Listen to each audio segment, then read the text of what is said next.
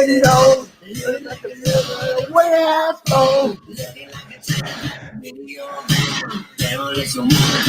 old man, hey.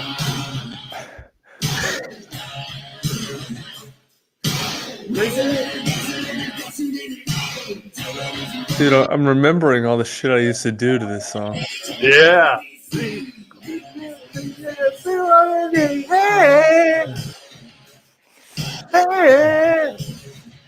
This is back when MTV actually had played music videos. Sing it up, drink the bottle, drink it up, pour some sugar on me. Pour some sugar on me. Oh, my man Tucker. What's up, brother? Happy Friday. You too, man.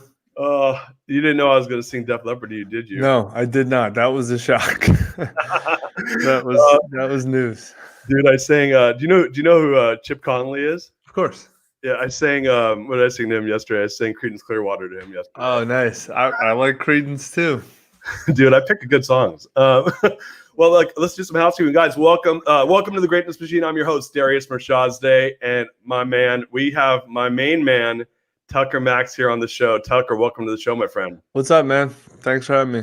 Dude, thank you for showing up, dude. I was pumped to have you on the show. I kind of bombed you on the side. I saw you're on with Jeff, and I'm like, or Dr. Jeff, and I'm like, oh, I'm getting Tucker's time. Boom. So, yeah. Dude, here we are. Do you mind if I do a minute of housekeeping, then we'll get started? Is that cool? It's up to you. Your show, man. Boom. Guys, hey, listen, the format of the show is quite simple. We're bringing together change makers from all over the world who are living their passion to create greatness. And my friend Tucker Max is neither short of nor passion or greatness. Guys, a couple of things. We are live. Start a watch party. Ask us questions. I got my team on standby. They're going to be shooting questions over our way. So whatever your burning heart desires, shoot it over. I can't guarantee we'll answer them. If I don't like them or he doesn't like them, we won't. But if we do, we will.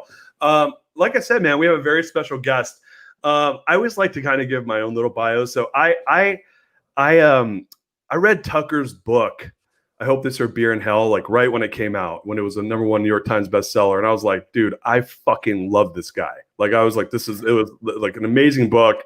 I read it and I bought the next book, and my best friend, Dan Newhall, referred me to it. He's like, you got to read this book. This is amazing. So, and it just reminded us of us at that time in our lives. And so that was my introduction to Tucker. And fast forward to, almost 10 years later, I have a good friend, John Rulin, who hits me up. He's like, hey, man, how you doing? Can you, let's connect. So we connect, and I'm telling him how I'm writing this book. And he's like, oh, you got to hook up with my boy Tucker. And I'm like, oh, okay, cool. And then he tells me it's Tucker Max. I'm like, no fucking way. Like, I read his book. Like, I loved his book. So, dude, you are a dad. You're a serial entrepreneur, founder of Scribe Media, Lion Press Publishing, amongst other businesses, award-winning author. You have not one, not two, but four New York Times best-selling books, dude. Like, you are quite an accomplished man, and I really love what you're doing right now, bro. I'm going to tell you this, and I don't get to say this to a lot of my guests. A couple I have, and you're one of them, dude. You've literally changed my life. So I just want to thank you for that from the bottom of my heart. Seriously. Thanks, dude. I mean, you're the one who did the work, dude. Not me. Like hard work has its place, but guidance also has its place as well. And sure. You and I met February of 2019, and I was like, hey, man, and we're both Austinites. For those of you guys that haven't recognized that Austin's literally like probably one of the best places in the world to live. Yep. My man Tucker and here, I live in Austin. And so we met for coffee. You're so gracious to, we didn't even know each other. It was just a quick recommendation, met with me. And basically you're like, look, why do you want to write a book? And what I love about you, and I always say this to people, because I don't know if you know this, but I've referred a ton of people to Scribe, and a lot of entrepreneurs, and I'm pretty obviously invested in the entrepreneurial world. And there's you guys do a lot of work with a lot of really amazing entrepreneurs and nonfiction writers. And what I said is, this is at least my belief on you. And we're not best friends, but I know you, somewhat. And I said, here's what I'm going to tell you about Tucker and Scribe. He's going to cut to the chase, and there's no bullshit, and he's going to tell you how it is, whether you like it or not. And so, man, thank you for your honesty and thank you for your guidance. And we wouldn't be doing this today if we hadn't had that conversation that morning. So thank you. Of course, man. Thank you for going on the journey, dude. A lot of people start the journey, not everyone finishes, and you're finishing strong, man. Yeah. To go hard or go home, right? So I don't know what the fuck. I was talking to Chip about this yesterday. Chip Conley was on the show. For those of you guys that watched, and I said, I got some personal shit to work on because I got this achiever mindset that I took away from the company I just left, and I poured it 150% into my book. Yeah. And so it's been quite the journey. Tuesday is the big day, and I thought, I want to end this week with the guy that got me started on the journey, and here we are. So, dude, thank you. Anyway, how are you doing? Good, man. No complaints. Very happy.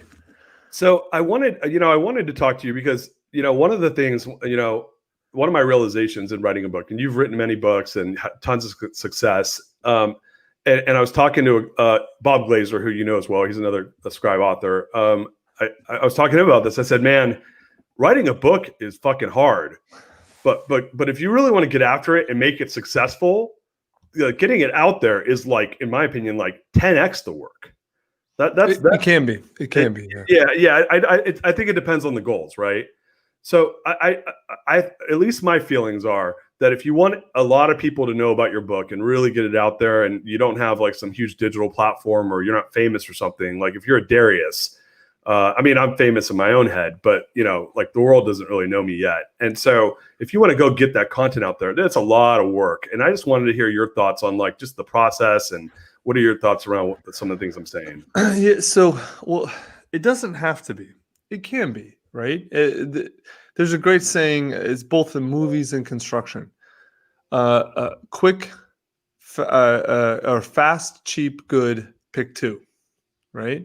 And so, same thing is true with being high profile, right? You can do it fast, and you can do it good.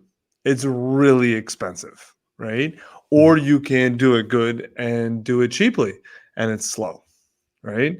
And that's one of those things. I think most people aren't willing to be consistent over a long period. If you are willing to be consistent over a long period, you're almost certainly going to succeed, as long as you also have a clear positioning, right? And by positioning, I mean you are providing a clearly defined desired value to a clear group of people who want it, right? And if you can do those things consistently over time, you will always succeed. Most people are neither consistent nor well positioned, and so that's why it seems like a lot of work, or they don't know what to do, right? And we tell people this again, and it's so funny watching the evolution, because everyone comes in like you, right? Smart, successful in their own field. They think they understand a lot of things, and they do usually about their field. And then they come into this field, and I walk them through everything, and then they all kind of look at me like, well, and then doubts either about themselves or this, and then watch them as they go through the process, learn everything and figure everything out. And then they're like, yeah, you told me all this. I wish I'd just listened. And I'm like, I know. That's why I always tell people you're not going to listen, but if you do, this will go better. And that's one of those things, man. Like, you're starting now with like trying to build your own platform, and you're doing you're off to a great start. If you're just consistent, and keep doing it, it will work. Yeah, it's funny, and like, this is probably why I said what I said before. I actually thought, because you guys really laid the book writing process out so well, I was like, I jammed through that, and I just listened. Like, I was so coachable, and I was like, I literally like, I think I got my book, the first manuscript done, like my vomit draft of my book, which I love that you guys call it a vomit draft. The reason that they called it, can you tell them why you guys called it a vomit draft? So the rough draft, your first draft, what we tell people to do is to write it and not to read or edit it as you write, and because then you'll get stuck in editor mode and you'll get stuck and you'll never finish. And so we tell you to just get it out. And so we call it a vomit draft because when you're vomiting, you're just trying to get it out, right? Yeah. Same thing with your first draft. Yeah. And it doesn't have to look pretty. You just like, no one's trying to look pretty. No one looks good when they vomit. Just get it out. And so what's funny is, so I'm in, there's this program that Scribe does called Guided Author, which is really like a coaching program about writing your book. Yep. Right. And some business authors want to write their own books. Some want to work with a ghostwriter or a co-writer. And when we first met, I was like, look, man, I'm so picky on words, and I hired people to work with me in the past, and I end up rewriting all their stuff. Like, I'm just going to write my own book. And you're like, yeah, you should do that. But it's, that's if that's what you want to do. And I'll say this, like my rough draft, my vomit draft, I got it out like I started April 8th and I was done by June 25th with that version. Yeah. And it was like I was writing like 2,500 words a day. My book was about 45,000. Your book was in your head though. Yeah. Like you knew what you wanted to say. There's maybe 20 to 30% of people come in like that. And then the rest generally have to, even if they have a really good idea, they have a lot to develop. You didn't have much ideas to develop. No, even from that, I think I ended at like 48,000 words, and I only cut about 4,000 words. And I was throwing out, I was very like, I wasn't married to any of it. I was willing to cut a lot. So yeah, that was quick. And then I was just coachable, man. Like, you guys did such a good job. I can't say this enough. So we're on this like private Facebook group, and I see people kind of get stuck. And I talked to some of them offline. I don't know if you know this. So because they're like hitting me up because they're seeing that I move fast. And dude, this is literally what they're doing to me. They're like, but, like, right. Like, they do the same thing to me. Here's exactly what to do. Okay, but I don't want to do that. So what do I do? and I was like, I hate to fucking tell it to you, but all I did was listen to Tucker. Like Tucker said, do this, and I literally like didn't doubt one word he said, and I followed it to a T. So you know what they keep telling me they're doing? They're like editing while they're writing. Right. Like, I know. They come to me, they're like, I'm not following your instructions, and it's not working. So can you tell me what to do? Yeah. Follow the instructions. Okay, but if I don't want to follow the instructions, I'm just like, but I like to edit when I write. I'm like, what are you, a professional fucking writer? You know, and you said that, right? We're in our workshop. Oh, I know.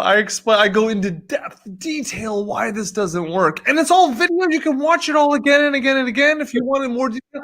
We have weekly calls. It's impossible to not finish unless you have decided you are going to sabotage yourself. And a lot of people do. A ton of them. And I watch them, and I'm telling you, I'm talking to them, and I just said, listen, and this is how I figured, this is, and I don't know if you want to like rip this off because this worked with two people I talked to. I said, look, the left side of your brain and the right side of your brain do two different fucking jobs, right? And the writing is not, and the editing are on different sides of your brain. One's analytical, one's creative, right? So I'm like, you can't be doing creative shit and analytical shit at the same time. It just like, at least I can't, you know? And I said, so, and dude, by the way, I fucking hated editing. Like, because I like writing. I don't like editing, but I knew it was a necessary thing to get a good book out. And but anyway, that was it. I just kept seeing them, and I told him, I said, "Look, there was 20 people in my class, and I think I was the first one to finish out of my group. I'm pretty definitely were. You definitely were." And I said, "And you guys want to know why I was the first one? Because I fucking listened to Tucker. Like, so you know that conversation is happening behind the scenes. Good. But." So for me, I love the writing process. I love the publishing process and the creativity. By the way, dude, you're going to see this right now. Boom. I know. I've got one here. Where is it? Hold on. This is the offset. This is the beauty. Yeah, dude. So I'm going to send you one of these. That's the print on demand. This is the POD one. This is the laminate, and it's got like check this out. These bad boys out. It's got black end sheets. Sexy, still sexy. Oh, nice. Yeah, I've got the white ones. Yeah, dude. I want to send you one. I got a gift to send you. Anyway, I'm going to say this. I can't speak highly enough about the company you guys have built. I really can't. Like, you guys have such a badass group. Erica Hoffman's was my account manager. I actually don't know what gift to send her at the end of this because I've been such a fucking pain in the ass to her. I have to be one of your biggest high maintenance clients. Dude, you don't even show up on the radar. Really? You don't even show up on the radar. Oh You my have God. no idea. Really? No idea. Dude, I literally was like, thought Never. I was the worst client to you guys. No, I promise you, I promise you, Erica probably loves you. I have not talked to her about you, but she comes to me about the problem clients that go through Guided Author because I know them so well. Your name has never come up. Okay, all right, that makes me feel better. I actually felt bad because, like during the writing process, I was fine, but during the publishing process, I'm just particular, right? And here's what I want to say that was so good about you guys. I am so particular, right? So particular. And so the woman that designed my book cover, she gives me like 10 like rough draft, first versions. And I'm like, I don't like any of these. And I swear to God, that was my answer. Yeah. And they were all great. It wasn't that they're bad. It's just that I'm a picky aesthetic motherfucker. It happens. And then I said, here's what I like. I show her 2 things. She comes back, dude. I like the next 10, all of them. Yeah. And that's how good she was, that she iterated off a second iteration. And all of them I liked. And I was like, but then the one I liked the best was this beaut. And I was like, it's good. It's a cool book cover, dude. It's a good cover. It's good. It's catchy, you know? Yeah. And then I started going down so dude, when you're ever, like the design and making it look good and the print and all that stuff, dude, the printing side is very, very detail oriented. I don't think people realize when you open a book and touch it and look at the pages and look at the images and see the fonts, all that stuff is part of the experience. I didn't realize it. Yes. I have such a different appreciation around books now than I did before I started this. Yes. And so I was like, what? So what happened was that I did print on demand, and I was like, all right, this is cool, but this little thing's off here, this little thing's off there. And your team came to me and they're like, dude, we could tell like you have these certain aesthetic, like tactical things you want. You got to do offset because you want too much custom stuff. Yeah. And I did. And they took me right there. So my biggest thing about you guys that I loved, as I was like on the ball, always accommodating within fairness, and know your shit inside and out. I mean, inside and out. Like, I've been so fucking impressed, man. I can't gush enough. You guys have a killer business, and I'm so proud to work with you guys. Thank you, brother. I appreciate it. It's been a hard job to get here, man. It's not easy. But... And so it's funny. Like, I get hit up. Like I said, a lot of people know that I like you guys, or that I've worked with you guys. And so what's happening now is I'm getting hit up by a lot of people. And they're like, what do you think about Scribe? Like, what do you think about Linecrest? And I'm like, boom, boom, boom, boom, boom. They're like, can you say one thing you didn't like? And I'm like, nope, 0. And I'm like, I'm going to tell you this. Like, I can always find something I don't like. And I couldn't find one with you guys. So, dude, I'm done gushing over you guys. This is like, I know it's like an infomercial for us. Dude, listen, this has been in my head. Like, I'm sitting here and you know what I said, dude, this, like, here's the thing most people don't understand about a book launch or a book launch, book publishing, all this is like, dude, this is like a 2-year fucking project minimum. Yeah. Right. That's like, if you're like, yeah, you could write the book and get it out in a year, I'm sure. But if you're like being me, this is a 2-year project. I probably could have got it done in 18 months or maybe a little less. But that's like 5% of my fucking life. Right. You went to the workshop April of 19, right? I finished March 29th of 19. No. I'm saying your workshop. Were you the February 19 or the April 19? I was March cohort. Yeah, March cohort. Dude, you are 18 months. Oh, yeah, 18 months. It's September of 2020.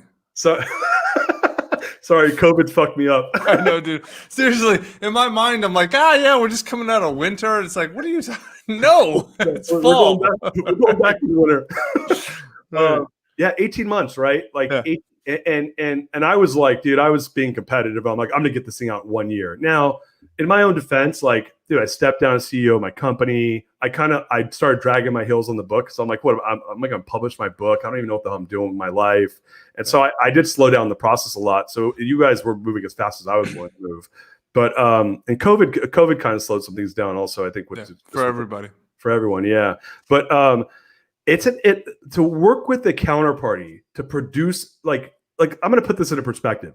I built a custom home here in Austin, and it took me the same amount of time as it took me to do my book. Wow.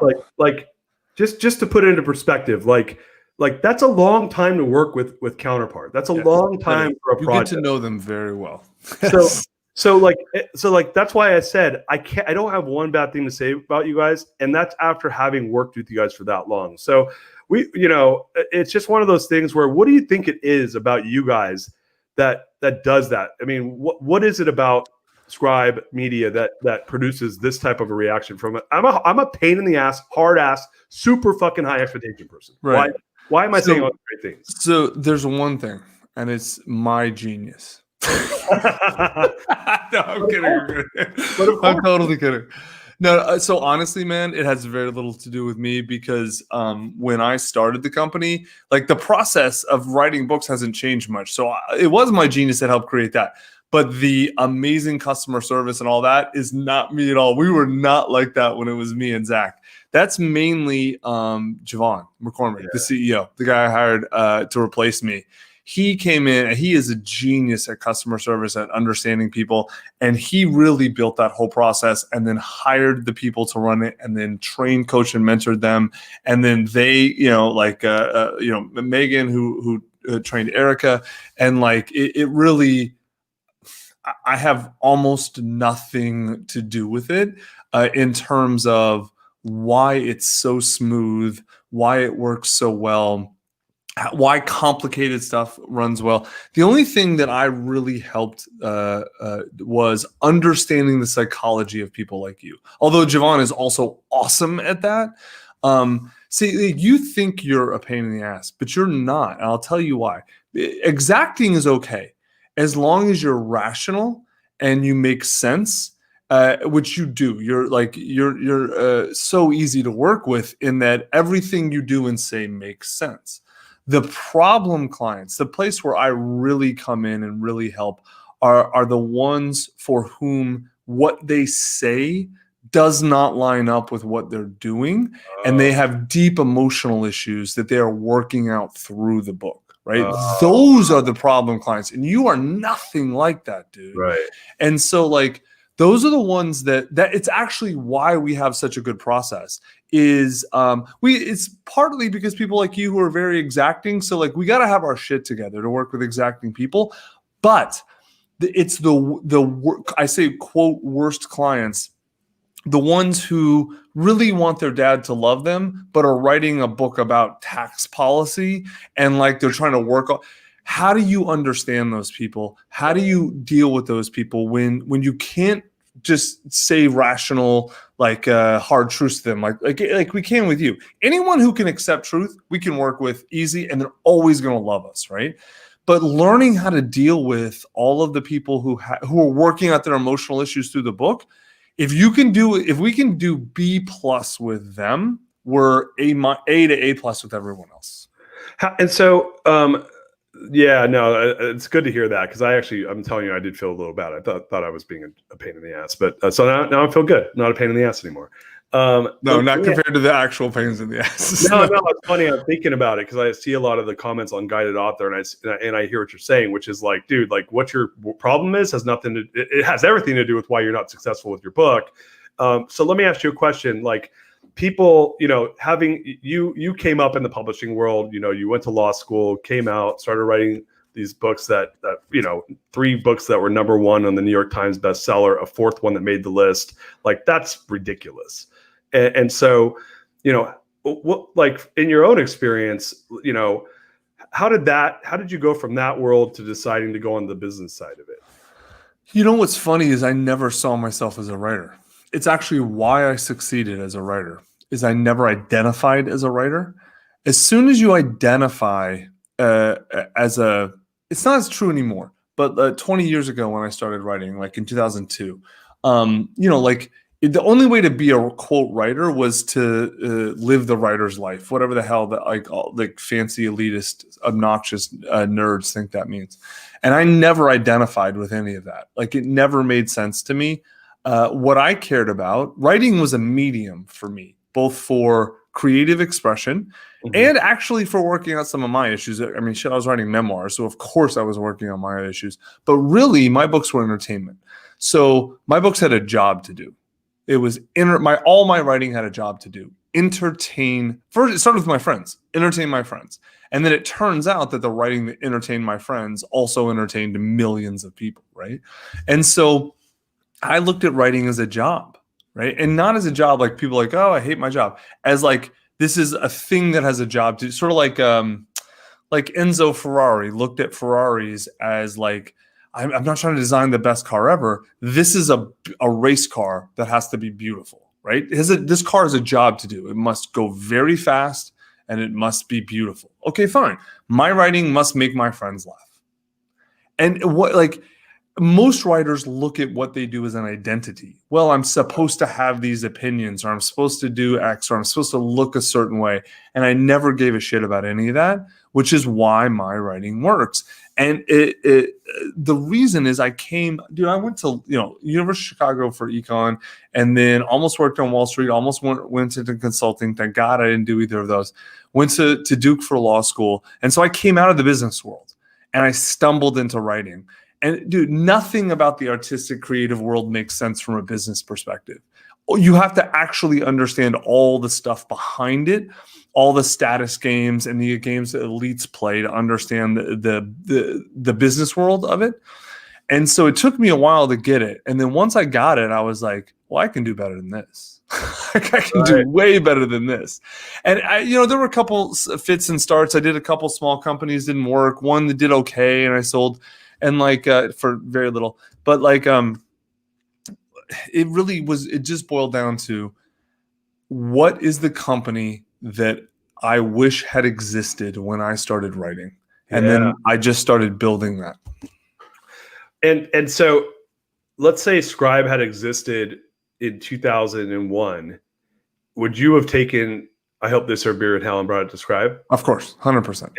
And how so having done that, how do you think that would have changed your ability to make it the book it became, as far as not necessarily the writing of it, but the platform for launching it? It would have been, I wouldn't have changed it that much. I can just tell you, so David Goggins has sold about half as many books as I have, which is amazing because his book's only been out about coming up on 2 years.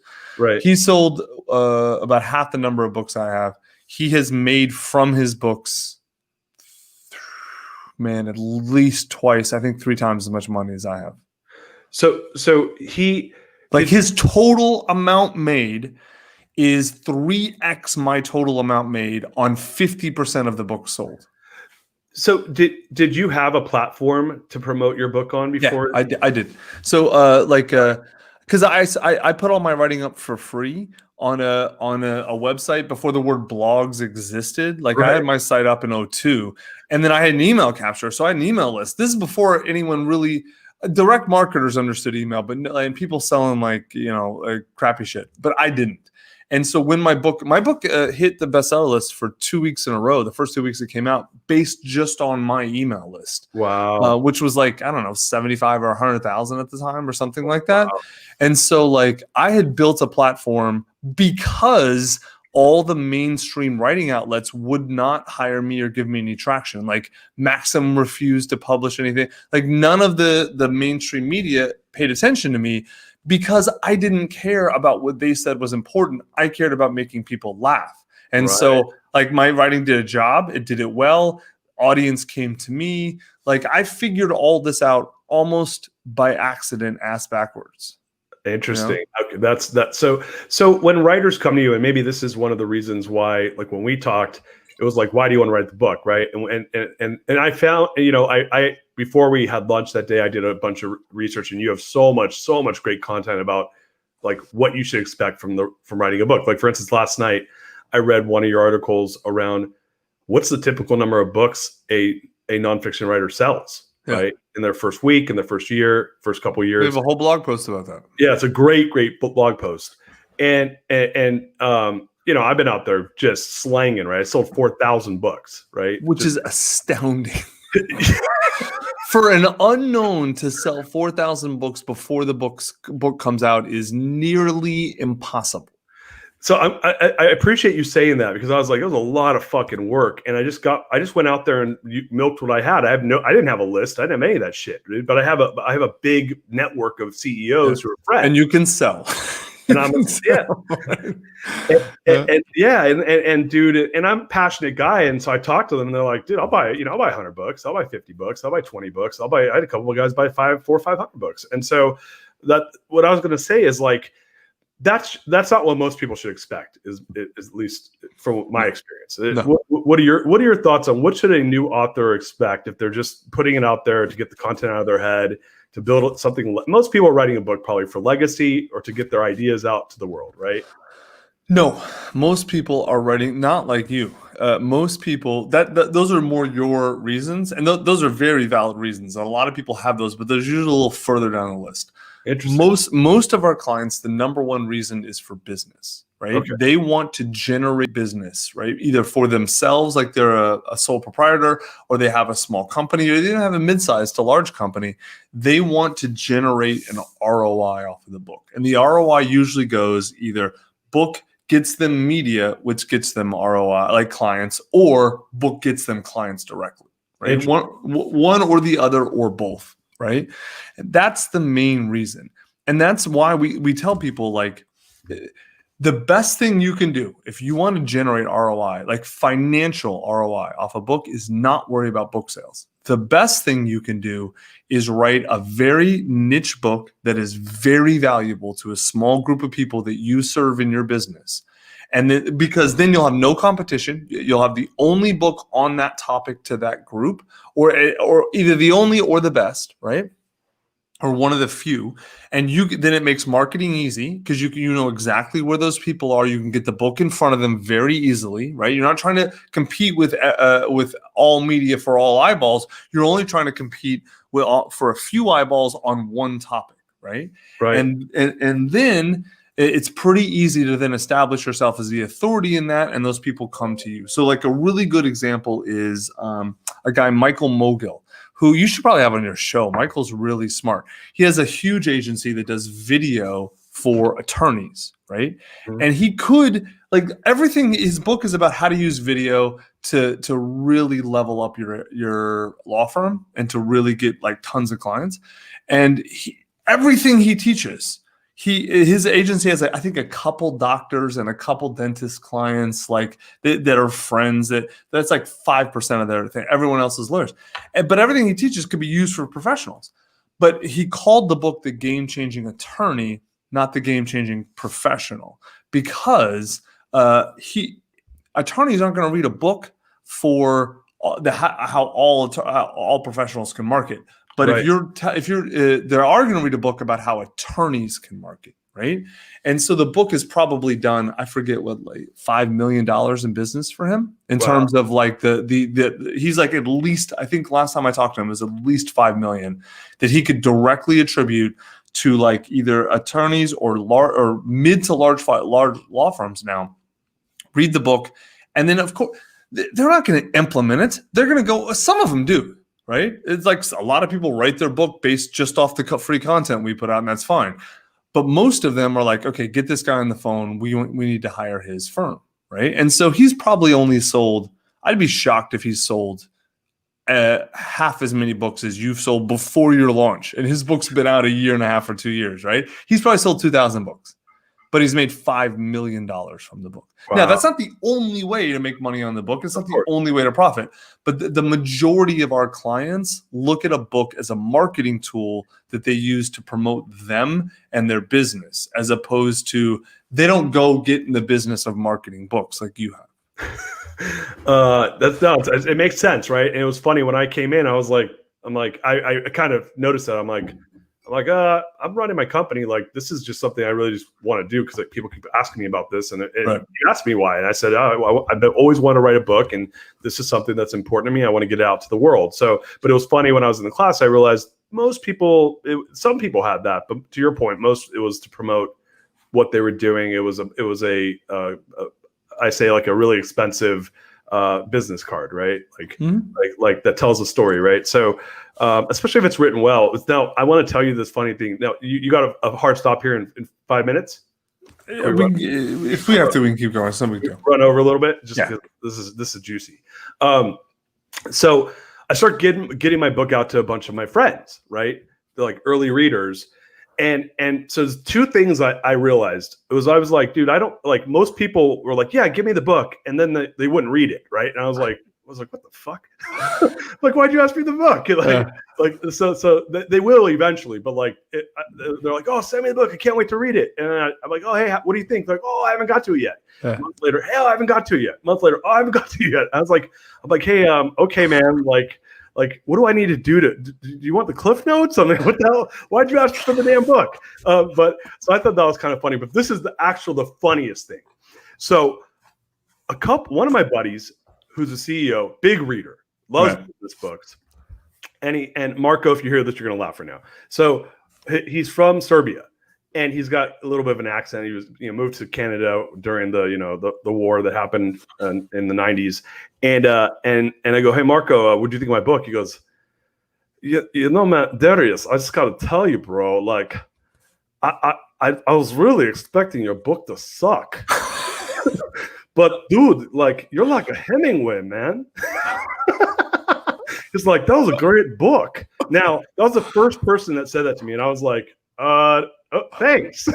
like I didn't know how to take it. I'm like, you're kind of like, I thought my book was a good book, right? Yeah. I didn't expect that people would think it sucked. Like, I didn't expect other people to think it was going to suck and then be surprised they liked it. Most business books suck, Darius. Dude, they do.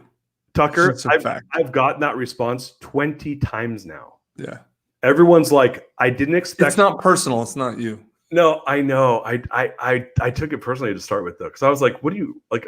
Okay, so that book. I'm sure you're in this category. I'm sure you've had friends who wrote books and sent them to you, and you read them, and you're like, this sucks. Yeah. Like, you got to stop reading in the first chapter or whatever. Yeah.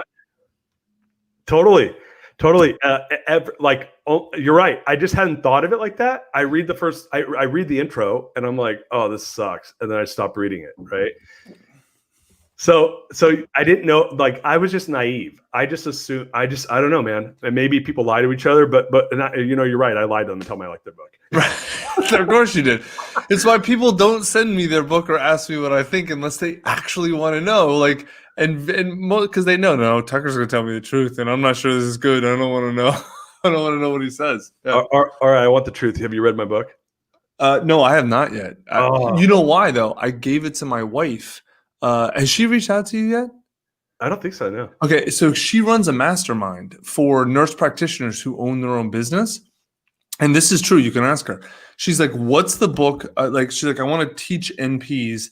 Because they all have, anywhere from 5 to 100 people that work for them in their practice. Right. And none of them know how to build a culture, right? They're all good people. And they're like, what's the book? I'm like, it doesn't exist, but we've got one in process. This is whatever it was, 6 months ago. And actually went onto our, I didn't even tell you this. I went onto our system. I pulled out the PDF because it was at PDF stage. So it was past, and I gave it to her. She's like, this is amazing. When's it coming out? And I'm like, I don't know. It'll be a few months when it comes out. So I just got your book, a couple weeks ago. Right.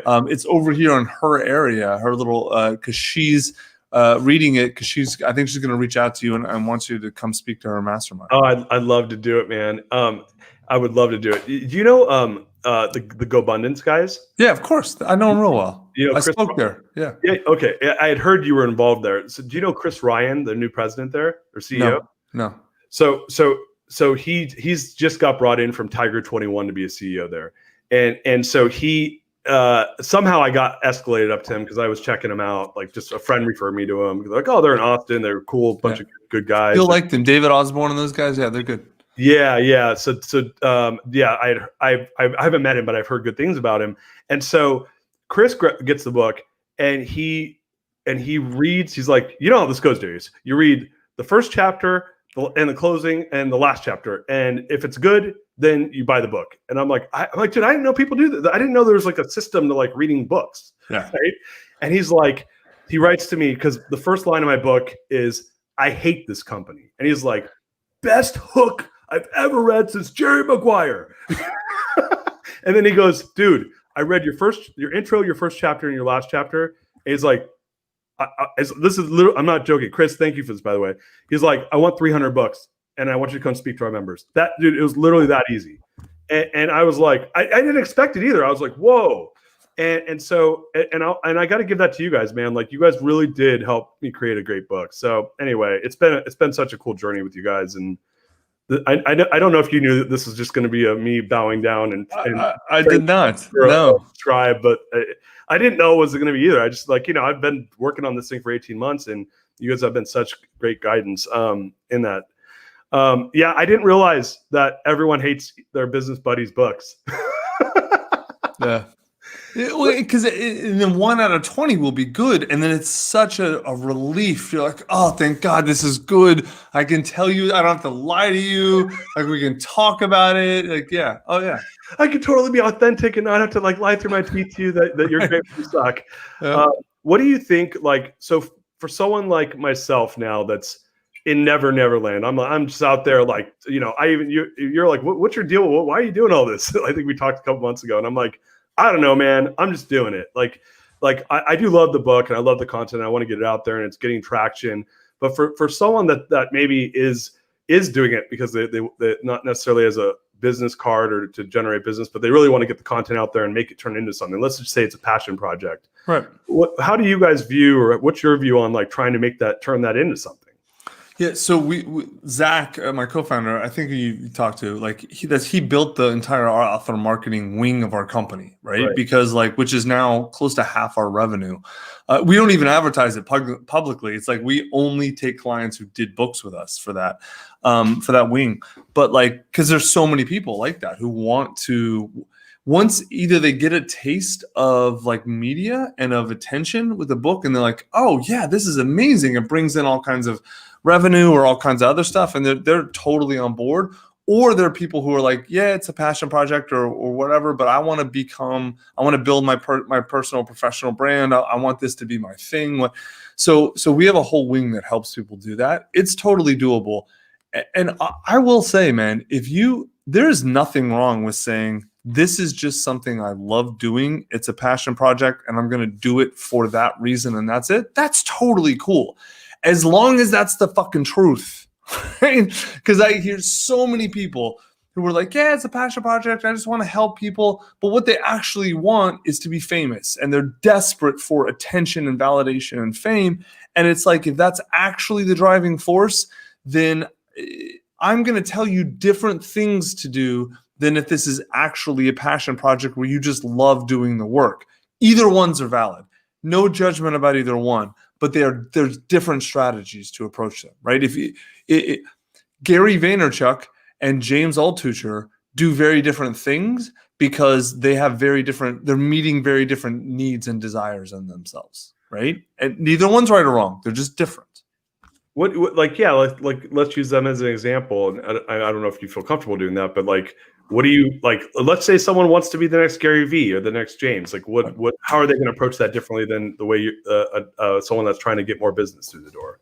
So if you're trying to get more business, you want to niche down to I provide video services, marketing services to lawyers, right? Michael Mogill wants to be not quite Gary Vee, but a combo of Gary Vee and Altucher, two lawyers, right, who have law firms. Right. And he runs his event. The last one before COVID had 2,000 people, all lawyer. He's huge in that niche, man. Wow. And it was not hard for him to be because he's an engaging guy. He's smart. He's like you. He's smart. He knows his shit. He knows how to do stuff. And so no one's heard of him who's not a lawyer that owns a law firm.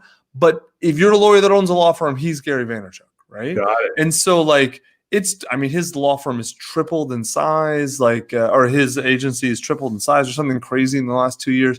It's really, the book's only been a piece of the puzzle for him. Gary and James, yeah, I know them both very well. They're doing it for totally different reasons, right? James wants the world to love him. Gary is running away from his pain by being famous, right? And I say that I said it to Gary's face. This is not something I'm saying behind his back, right? And he'll tell, I'm building this.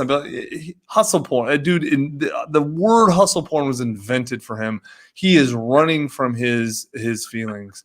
So is James, just doing it in a very different way. Dude, I've never heard that word before my whole life. Oh, hustle porn. That's Gary Vaynerchuk. Bro, I am addicted to hustle porn. And I love Gary, man. He's a great human being.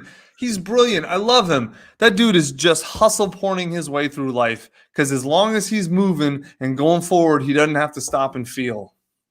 Oh, dude, you just taught me I have a new addiction. I have hustle porn addiction. Oh, I was actually wondering if we were going to get to that with you. Oh, yeah. Dude, is that for the next show? We talk about my hustle porn? If you want to, it's up to you. I'm going to send you something after this. I'm going to send you a link of something to read. I don't want to go on that because this is the sort of thing that you may have to slowly ease your way into. It took me a while to figure this out about myself and then start to work on it. It was not easy.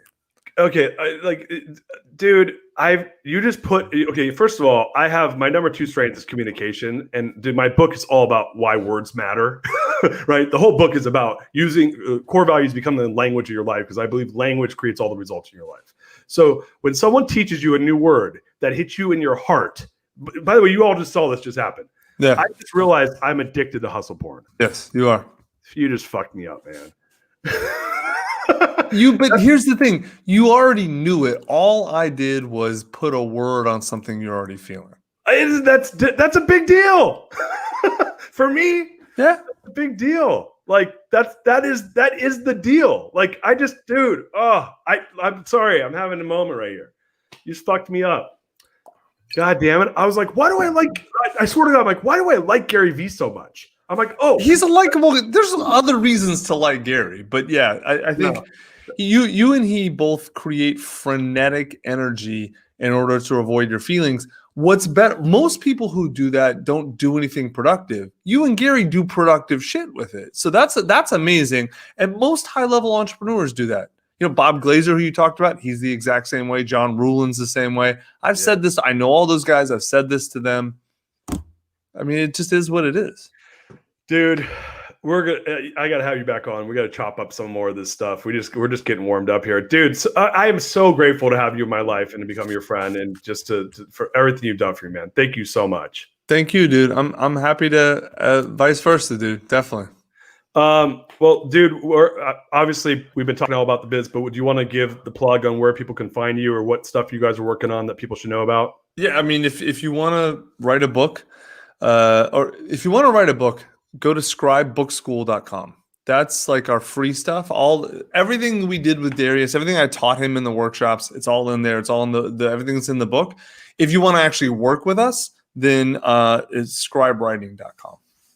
Perfect. So guys, we'll drop that in the comments. And yeah, this was so much fun, brother, dude. So much gratitude. And thank you, man. Thanks for having me, brother. I really appreciate it. Guys, we got tomorrow. We got Vanya coming on. She's joining us straight from Europe. That was supposed to be earlier in the week, but I just realized we have that tomorrow, and that'll be fun. And she does some cool stuff. And then, dude, that's book launch time, baby. We got book launch mode. We got the live-a-thon on Tuesday. If you want to come on that, dude, and say hi, you're welcome to. Yeah, of course. Just tell me when. We're doing a fundraiser for FamilyReach.org. We're trying to raise $50,000 for them to the book launch. And we're trying to sell a ton of books and get the word out there. So really pumped for a book launch on Tuesday. And like I said, I owe a big debt of gratitude to my man. You know who you should bring on is Erica. And then she could tell your audience stories about how you were terrible to work with, even though you weren't. Oh, I can't wait to do that. That's such a good idea. So I'm going to reach out to Erica Hoffman. I'm coming at you. Guys, go to www.therealdarius.com. Sign up for all the stuff. We got tons of giveaways with the book. Subscribe at YouTube, same deal, The Real Darius, or at The Real Darius M on Facebook. We'll be live streaming. And everyone have a great Friday. Peace.